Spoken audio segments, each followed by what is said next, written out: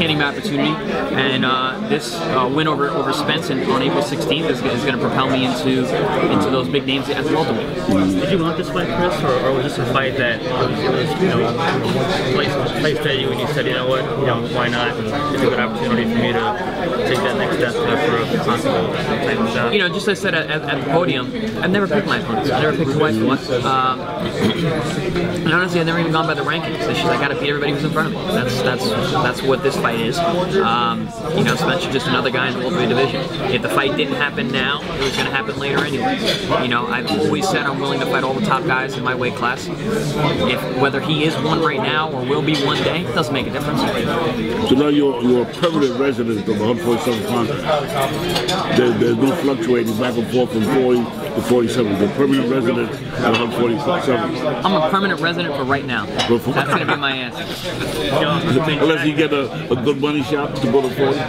Or 54, whatever.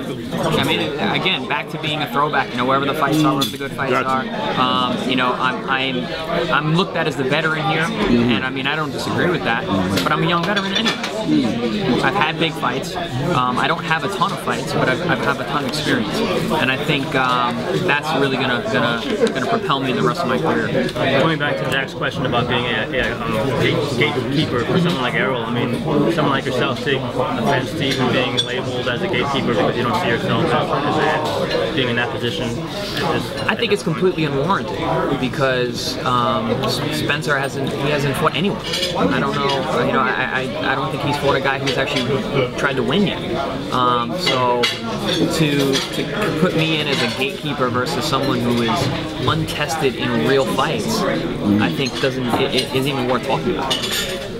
Your assessment of him on paper, his trainer Derek James said this might be the best, this is probably the best guy technically that Algieri's been with. Have you done your scouting and your tape study on him to weigh in on that either way? Sure, I mean technically, yeah. The kid is sound, but he's done it with guys that were tailor-made to sit right in front of him and get beat up.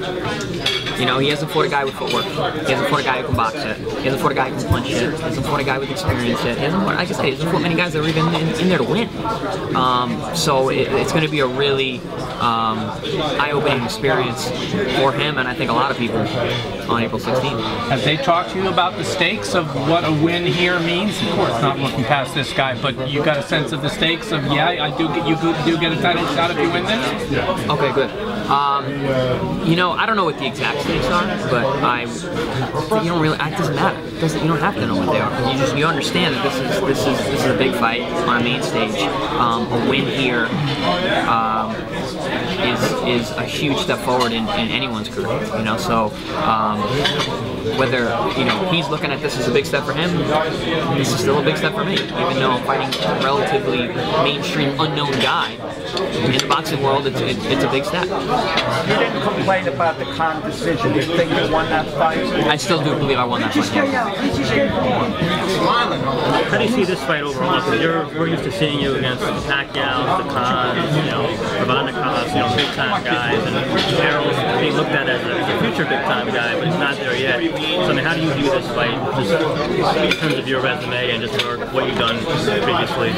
Even my last fight against Eric Bonet, who was unknown really to the sport. His only known fight was him taking a fight on literally a day's notice versus a very dangerous, in-shape Sean Porter, and fought his ass off. That kid was an extremely dangerous guy. It was not an easy fight going on paper or on fight night. I knew that.